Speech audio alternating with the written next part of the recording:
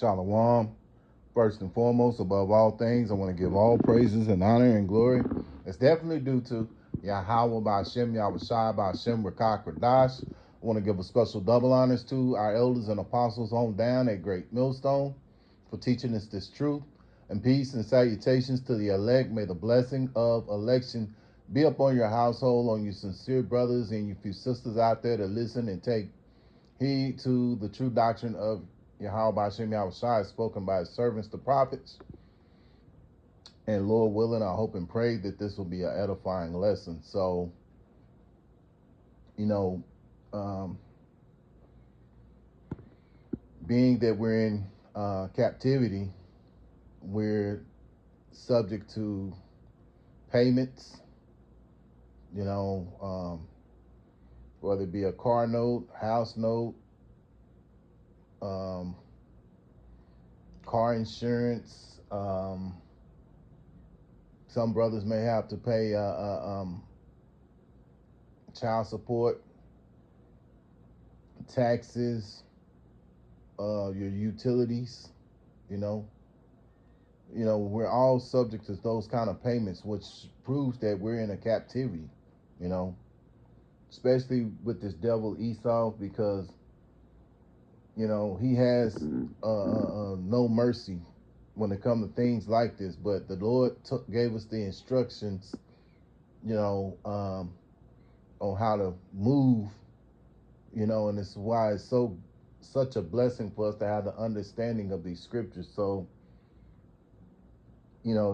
because it gives us an understanding of what's going on and why things are going on. Because you have Jakes out there that just don't have a clue. They just they're mad, they're upset, which I get it, because we get that way at times too. But having the comfort and an understanding of the scriptures, we understand why these things are happening to us.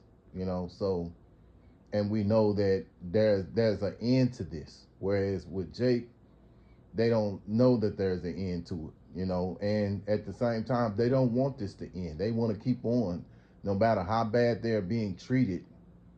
They still want to, indulge in this wicked system, man, this wicked society. So let's go to Baruch chapter 3 and verse 8. Behold, we are yet this day in our captivity, where thou hast scattered us. Yeah, see, the Lord's people, you so-called Indians, you so-called Negroes, you so-called Latinos, you're all the children of Yahweh Ba'Shem Yahweh Shai.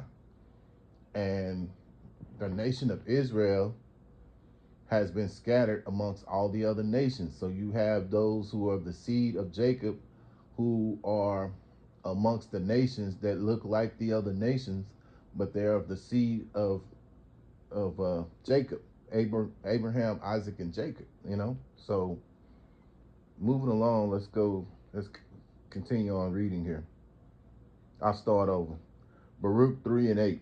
Behold, we are yet this day in our captivity, where thou hast scattered us for a reproach and a curse, and to be subject to payments according to all the iniquities of our fathers, which departed from the Lord our God, Yahweh Ba'Shem Yahweh Shai. Yahweh being the name of the Heavenly Father, which means he is or he exists. And then you have the Son's name, which is Yahweh Shai, which means he that delivers. So the Lord gives you the reason why we're in this situation. Because of a reproach and a curse. Because we were given a covenant to follow up under. But being that we weren't able to follow the covenant, the agreement with the Most High and his Son, the Lord put curses upon us because of it. To prove that, you can go into the book of Deuteronomy chapter 28, and it shows you. It shows you, first off, from verse 1 on down to about 14, all the good things that will come if you follow those laws and statutes of Yahweh Ba'Shem Yahweh Shai. But if you didn't, from 15 on to up to 68, it would give you what happens if you didn't follow those laws and statutes, right? So being that we were, we're in these corruptible bodies that are prone to sin. Our forefathers were serving other gods instead of serving Yahweh Shem Shai, worshiping false gods instead of worshiping Yahweh Shem Shai. The Lord put the curses on us, so we understand why these things are happening. But the 2/3, a lot of the 2/3, they don't get it. They don't understand it. It's like, why me? Why? We understand why. You know, but in the meantime, we understand. So we know that we have to, being that we're also, as the scripture spoke in Baruch 3:8, we're we're uh, um, in captivity. So when you're in captivity, especially with another nation, under another nation, which is Esau, Edom, you have to follow the laws. You have to, you're subject to payments, you know. So Yahweh Shai said it best himself, and I'm going to go to it. Let's go to Matthew chapter 22, and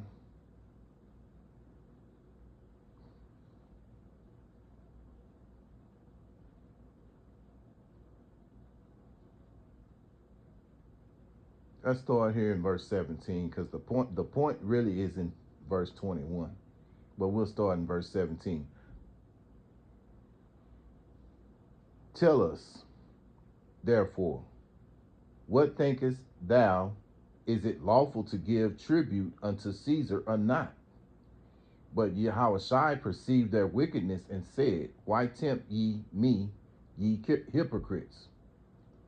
Verse 19, shew me the tribute money, and they brought unto him a penny. Verse 20, and he saith unto them, who is this image and superscription? Verse 21, they say unto him, Caesar's. Then saith he unto them, Yahushua, render therefore unto Caesar the things which are Caesar's, and unto Yahweh's the things that are Yahweh's. Yeah. So we're to pay back Caesar for whatever it is that we owe us. We subject to payments. We do our best to make those payments, because that's how we have to do. This is a commandment from Yahweh Shem Shai, man. So sometimes we have loans or things like that, and you do your best to your ability to make sure you pay these loans, your car note, insurance, all these things, because again, at the end of the day, we're still under this captivity. So until the Lord shuts this system down, we got to do what we got to do, And at the end of the day, Yahweh Shem Shai has our back, as long as we're doing the work, we're doing to the best of our abilities, living a life that's clean, the Lord's going to be with us, man. And you got to have that faith and belief that Yahweh Shem Shai will be with you, So understand that, because sometimes you can be overwhelmed, and it's easy to do. I know I speak first and foremost with myself, and I'm sure some of you other brothers and you few sisters can relate to it as well. Is that sometimes you can feel overwhelmed, especially if you someone that works from paycheck to paycheck, and not every brother is in that situation or sister, but there's enough brothers and sisters that these kind of lessons have to be brought out to understand that, hey man, even though you're going through the financial situations, Yahweh Shem Shai is gonna help you in some form or fashion, man. Because the Lord knows what we need. He created us. He knows what makes us tick. He knows what motivates us, what keeps us going. So what make you think that the Lord won't have us in certain situations that we really need him? And the best thing to do is is to trust in Yahweh Shem Yahushai and pray to Yahweh Shem Yahushai that he, you know, helps you overcome whatever financial situations. And it's not even just financial situation. It could be anything, whatever it could be, call upon Yahweh Shem Yahushai, because the Lord is the one is our superpower, It's just like if you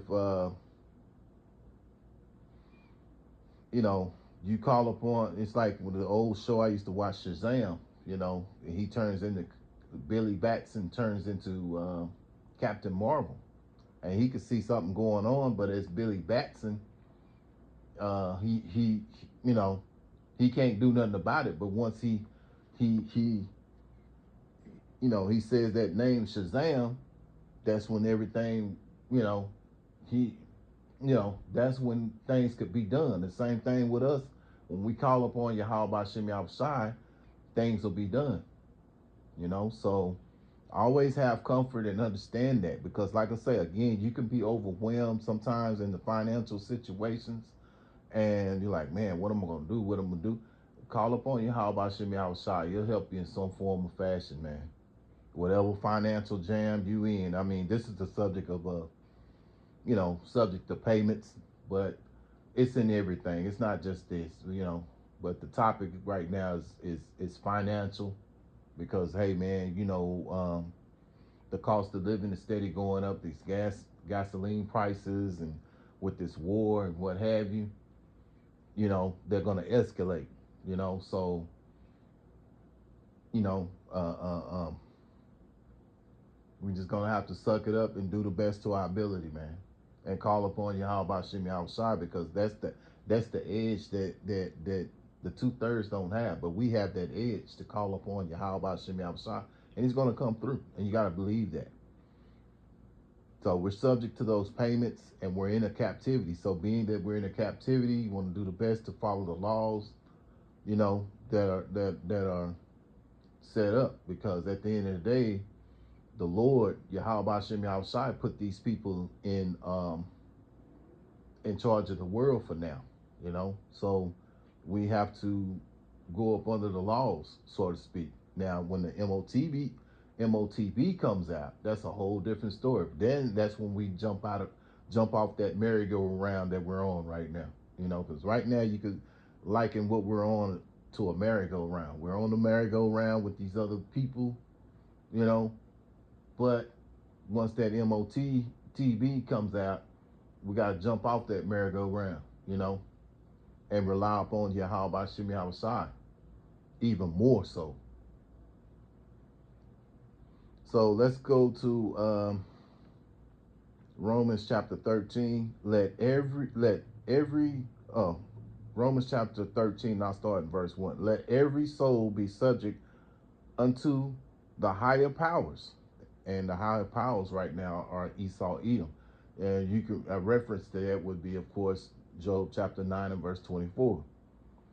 For there is no power but of Yahweh Shem Yahushai. The powers that be are ordained of Yahweh Shem Yahushai. Yeah, so these people who were set up by Yahweh Shem Yahushai. So we're subject unto these people until the Yahweh Shem Yahushai takes them out of power. So that means that you follow the laws to the best of your ability that they have set up, so on and so on,